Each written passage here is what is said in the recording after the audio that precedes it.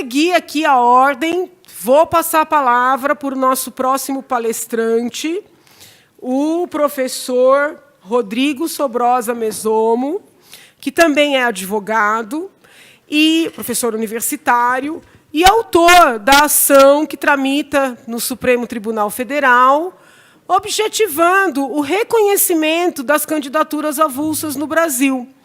Eu conheci pessoalmente o professor somente nesta data, né? Já há algum tempo trocamos mensagens e, desde o momento que eu imaginei organizar esta audiência pública, pensei no nome do professor Rodrigo Mesomo, porque eu acredito que, no Brasil, seja a pessoa que mais luta por esta causa. Então, precisaria, sim, estar presente. Agradeço imensamente. O professor veio do Rio de Janeiro, pagando as próprias despesas, porque a casa não tem previsão, né, desse tipo de reembolso. Então, ele veio mesmo por amor a esta causa. Nos honra muito com sua presença, professor. Quero agradecer, né, como agradeço a todos os demais. E, imediatamente, passo a palavra a Vossa Excelência para as considerações, para a sua aula. Obrigada. Eu começo agradecendo à deputada e professora Janaína imensamente a oportunidade de estar aqui. Agradeço a todos os membros da banca que compõem e, principalmente, a todos vocês que nos assistem aqui e verificam esse debate.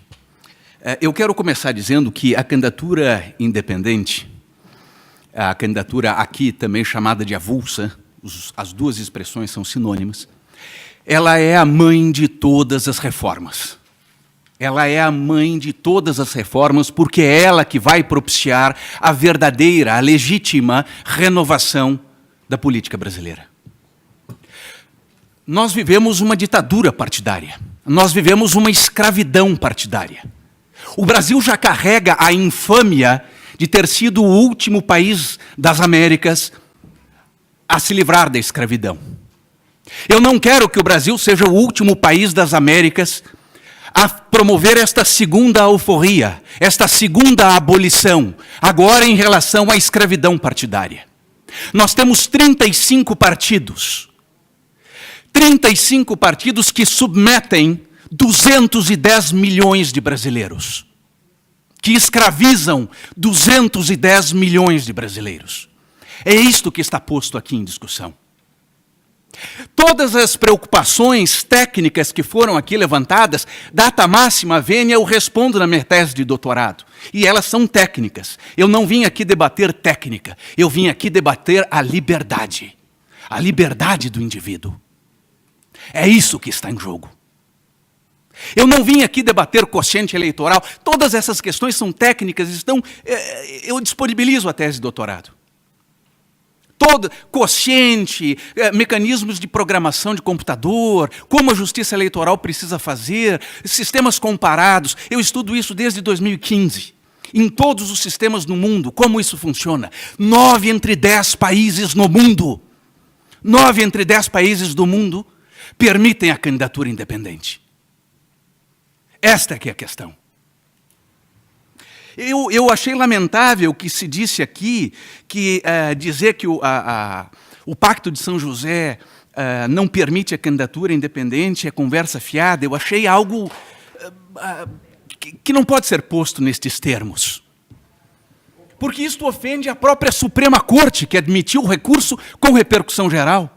Isto ofende a própria Procuradora-Geral da República, que deu parecer favorável ao meu caso, que é o caso de todos os senhores. Porque se o Supremo der o ganho de causa ao meu processo, todos os senhores e todos os 210 milhões de brasileiros terão a liberdade. Terão a liberdade. Venceremos a escravidão dos caciques políticos. E é esta a questão.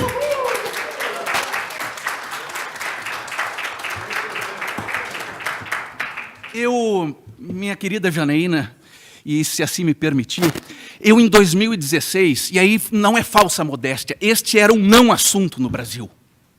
Ninguém antes de eu judicializar isso falava no Brasil sobre candidatura independente, porque éramos cordeiros, acostumados à escravidão. Eu tenho certeza, deputada, que se Joaquim Nabuco, André Rebouças, Luiz da Gama estivessem vivos, estariam aqui lutando pela liberdade e contra a escravidão partidária. Esta é a segunda abolição. Em 2016, eu me candidatei. Eu entrei com uma ação no judiciário e pedi a minha candidatura à Prefeitura do Rio de Janeiro, sem filiação partidária, para enfrentar o sistema, para questionar o sistema. E o sistema me negou. E eu recorri até o Supremo Tribunal Federal. E lá o Supremo Tribunal Federal admitiu o meu recurso e deu repercussão geral ao caso. É preciso entendermos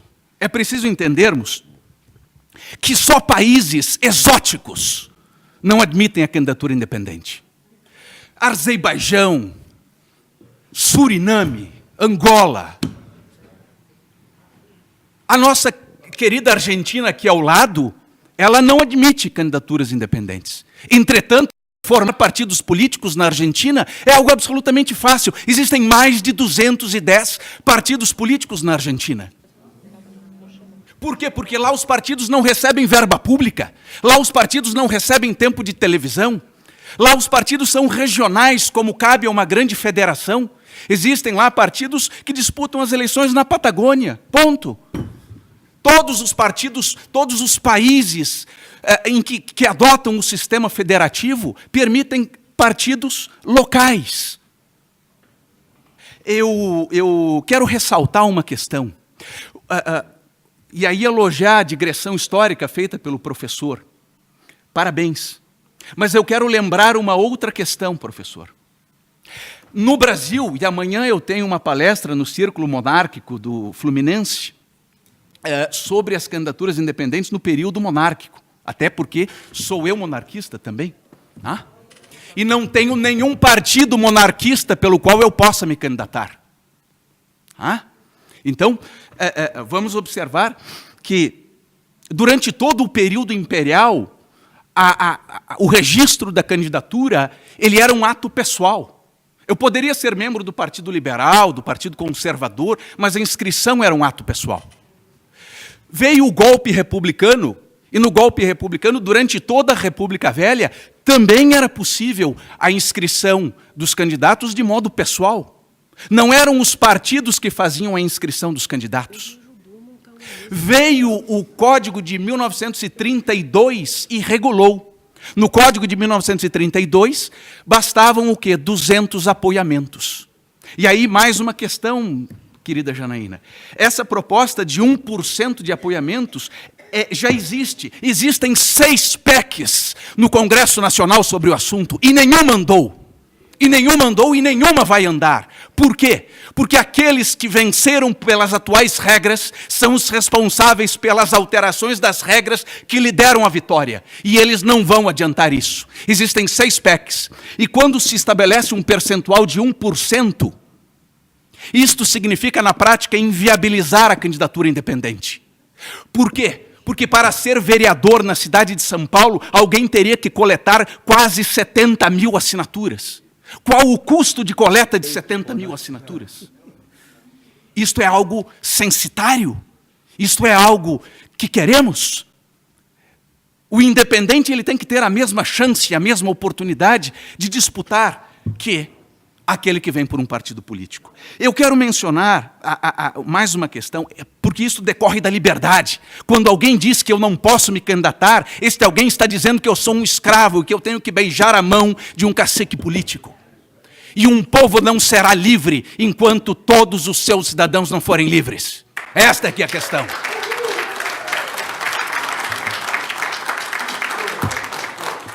Muito se disse aqui sobre a Constituição, e eu quero lembrar que a Constituição coloca o direito de sufrágio universal. A soberania popular será exercida pelo sufrágio universal e pelo voto direto e secreto. Sufrágio é algo maior do que voto. O sufrágio é o direito de soberania do povo, de votar e ser votado. É isso que é o sufrágio. O sufrágio é um conceito maior do que o voto, e é por isso que a Constituição diz sufrágio universal e pelo voto direto. Os partidos não têm a soberania, é o povo que tem, e não podem os partidos filtrarem a vontade do povo. Não podem os partidos políticos filtrarem a vontade do povo, porque é o povo e é a ele, o soberano e detentor do poder, que deve escolher os candidatos que se apresentarem. É este o conceito de sufrágio.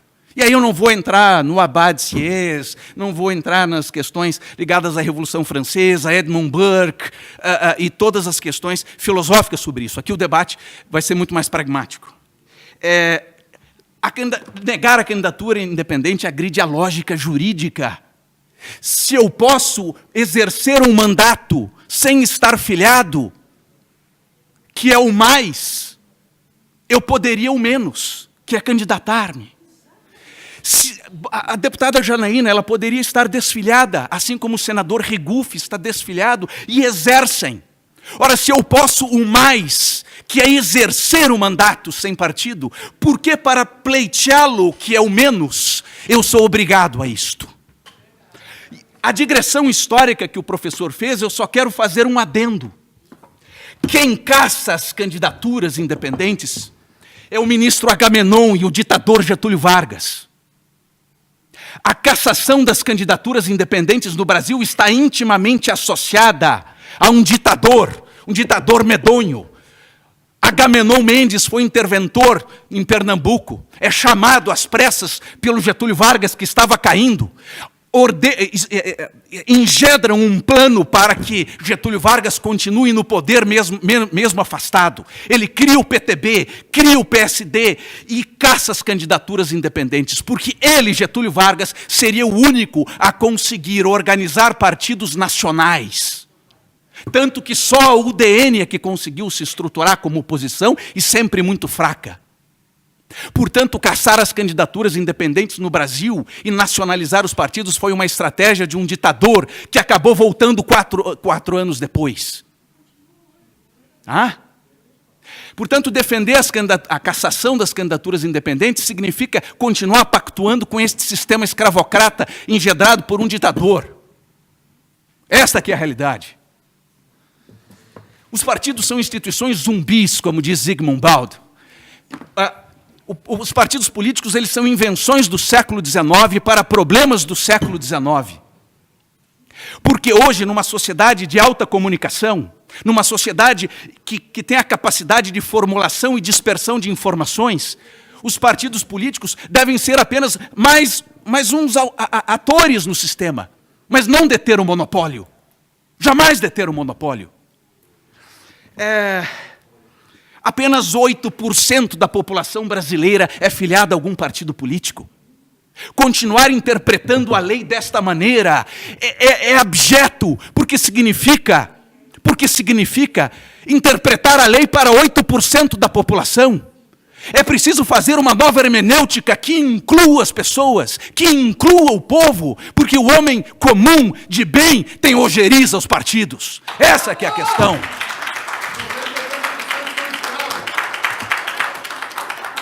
Todas as pesquisas mostram que os partidos políticos são as instituições menos confiáveis do Brasil. E existem diversas pesquisas sobre isso, eu também não vou me ater aqui, na minha tese de doutorado tem todas essas informações. Disponibilizo aos senhores. É preciso compreendermos que a corrupção ela começa nos partidos políticos. A corrupção no Brasil ela começa nos partidos políticos porque, salvo honrosas exceções, e estamos aqui diante de honrosas exceções, que muito me alegram, mas esta não é a regra. Na regra, eclodem para a disputa, ou seja, conseguem vencer e conseguir a legenda, eclodem para a disputa aqueles que venceram um jogo às sombras das convenções partidárias, aonde a luz não penetra, aonde ninguém tem acesso. E, portanto, o povo não vota em quem quer, mas vota em quem deixaram votar.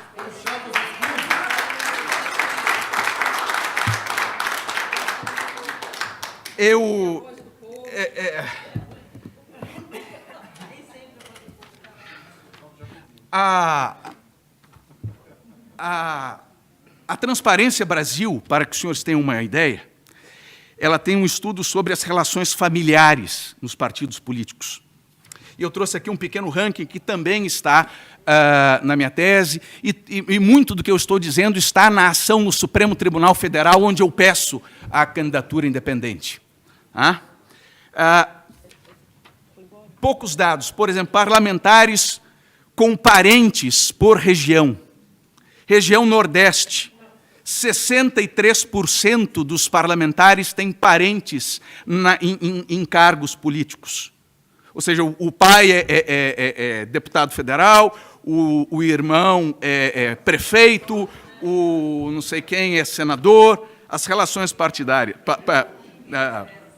de parentesco. No Norte, 52%. E aí segue-se 44% no Centro-Oeste. Relações familiares por partido.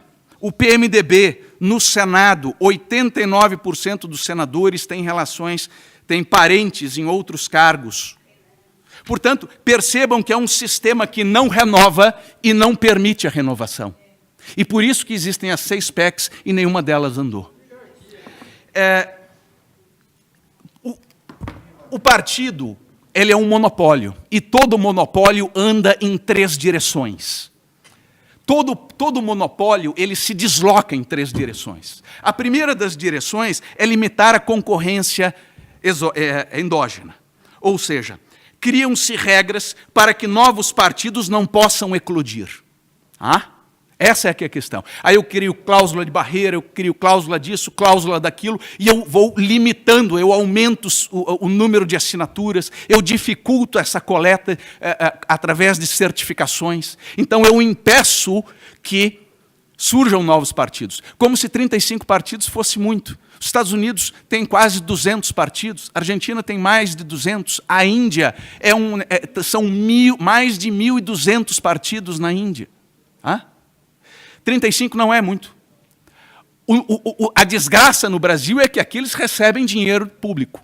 Os partidos em 2018 receberam 3 bilhões de reais, enquanto falta dinheiro para segurança, para saúde, falta dinheiro para escola. Os partidos políticos receberam 3 bilhões de reais. 2 bilhões de reais em fundo partidário, em fundo eleitoral, mais 1 bilhão de reais em fundo partidário. Os partidos buscam eliminar a concorrência exógena, ou seja, a concorrência que venha de fora, portanto, não querem candidaturas independentes. E os partidos políticos, eles buscam o quê? Maximizar a obtenção de vantagens, que é o que eles fazem. 3 bilhões de reais entregues nas mãos dos caciques, com uma prestação de contas absolutamente fictícia. Vemos aí, aos borbotões, fraudes de toda sorte. Então, eu vou me encaminhar para a parte final da minha fala, e aí eu vou procurar especificar algumas questões que foram mencionadas aqui como conversa fiada, que me parece que não é o termo mais adequado, e eu vou mostrar que não é conversa fiada. Primeiro, foi dito aqui que o Pacto de São José não regula a candidatura independente. Mentira, tá? Regula sim. Por quê? Porque o Pacto de São José, ele diz o seguinte, os países signatários do pacto não podem exigir dos seus nacionais aquilo que bem entendem, mas exclusivamente impedi-los de concorrer por motivo de idade, nacionalidade, residência, idioma, instrução, capacidade civil ou mental ou condenação por juiz competente em processo penal. Ou seja, quem é signatário do pacto não pode exigir do seu nacional filiação partidária. E aí existe um outro precedente da Corte Interamericana que não foi mencionado aqui, porque a Corte Interamericana condenou a Nicarágua numa situação exatamente igual à minha. Uma candidatura à prefeitura. Essa candidatura à prefeitura foi negada porque o judiciário nicaragüense disse que na Nicarágua se fazia necessária a candidatura por partido político. As instâncias judiciárias nicaragüenses se esgotaram e a questão foi apresentada à Corte Interamericana de Direitos Humanos, e a Corte Interamericana de Direitos Humanos, com base no Pacto de São José, condenou a Nicarágua a reformar a sua legislação. Portanto, a questão não está decidida, in fine, na Corte Interamericana. Mas mais do que isso, em 2008, o Supremo Tribunal Federal analisou a questão do Pacto de São José e colocou o Pacto de São José com valor supralegal. O que significa dizer, professora Janaína, que o Supremo disse que logo abaixo da Constituição vem o Pacto de São José. Na medida em que logo abaixo da Constituição vem o Pacto de São José, disse o Supremo, num julgamento de 2008, ele tem efeito paralisante sobre toda a legislação infraconstitucional. Ele analisou isso numa situação que era a da prisão civil do depositário infiel. A nossa Constituição dizia que o depositário infiel poderia ser preso. O Pacto de São José dizia que o depositário infiel não poderia ser preso. Então, essa antinomia, essa disputa, essa diferença foi analisada. E o que o Supremo disse? A despeito da Constituição brasileira prever a questão da prisão do depositário infiel, toda a legislação infraconstitucional se encontra paralisada pelo pacto. E, portanto, não será permitida a prisão civil do depositário infiel no Brasil. E editou-se uma súmula vinculante de número 25. O que eu peço ao Supremo? Apague onde está escrito prisão civil e escreva candidatura independente, mas a lógica jurídica já está lá. O Supremo estabeleceu o precedente. Ou seja, toda legislação infraconstitucional que proíba a candidatura independente está com efeito paralisado por conta do Pacto de São José da Costa Rica. Esta é que é a questão. Mas mais do que isso, existe ainda no próprio pacto o princípio pro homine no artigo 29, que diz que os judiciários dos países hão de interpretar sempre acolhendo a norma mais ampliativa dos direitos humanos. Esta aqui é a questão. O Brasil se comprometeu a fazer esta interpretação. Está lá no pacto. Se o Brasil quisesse, poderia ter renunciado a estas cláusulas, mas anuiu a todas. Mas mais do que isso, o Brasil ele é signatário da Convenção de Viena. E a Convenção de Viena diz o seguinte, no seu artigo 27, que nenhum país pode negar vigência ao pacto. Nenhum país pode negar vigência a um pacto alegando direito interno, porque ele se comprometeu perante o mundo a admitir aquilo. E eu encerro agora falando sobre a nossa própria Constituição. É uma visão menor, é uma visão acanhada, é uma visão pequena do nosso texto constitucional, entender o artigo 14 em termos literais. Existe uma questão chamada de mutação constitucional, a mudança de paradigmas interpretativos. E a questão fundamental é que o artigo 14, ele depreca a possibilidade de eleição as leis infraconstitucionais, porque o artigo 14 ele nos diz sobre as questões eleitorais e a filiação partidária nos termos da lei. Então a Constituição, em momento algum, proíbe as candidaturas independentes. Ela simplesmente remete esta questão a leis infraconstitucionais. E aí, meus caros, nós precisamos analisar a Constituição em termos sistêmicos. E a Constituição ela começa dizendo que são fundamentos da República. Fundamentos da República. Cidadania. Eu não posso ser cidadão se eu estou de joelhos perante um cacique político e tenho que pedir o beijamão. Segundo, a Constituição coloca como fundamento da República a dignidade da pessoa humana. E se eu tenho que curvar as minhas ideias, se eu tenho que curvar a minha consciência a um cacique político, eu não tenho dignidade. E terceiro, a Constituição brasileira, ela nos coloca como fundamento da República o pluralismo político. Não é o pluralismo partidário.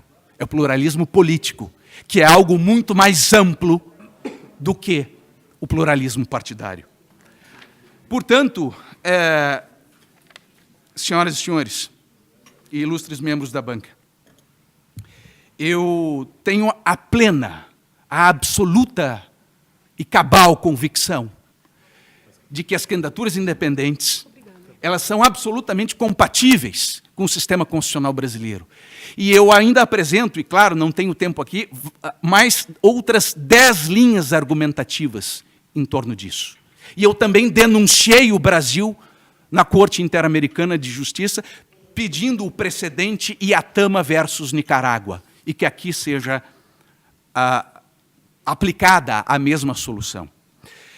Então, eu me coloco à disposição e termino dizendo que não é ativismo judicial. Ativismo judicial se caracteriza quando nós pedimos ao judiciário, ou o judiciário, sem base normativa alguma, promove intervenções na seara de outros poderes. O que eu peço aqui, na verdade, é a mera aplicação de normas já existentes e que, analisadas sob um novo olhar, um novo prisma, autorizam uma nova conclusão interpretativa hermenêutica em prol da liberdade. Assim como os tribunais, no tempo da escravidão, liberavam escravos. A corte agora deve liberar esta nação. Muito obrigado. Obrigada.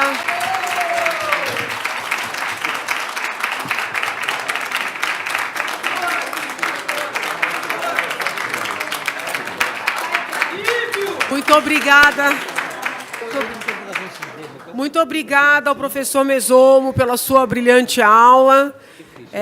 Eu tive a oportunidade de ler a inicial da ação que tramita no Supremo Tribunal Federal, elaborada pelo professor Mesomo. Também li a ação que ele apresentou perante a OEA e sou testemunha da qualidade jurídica dos textos, né, da qualidade técnica. Então, parabenizo pelo trabalho. O professor Mesomo sabe que eu compactuo do pensamento dele, de todos os fundamentos que ele traz, mas entendo também que nós temos dificuldades a enfrentar, como todos os palestrantes pontuaram.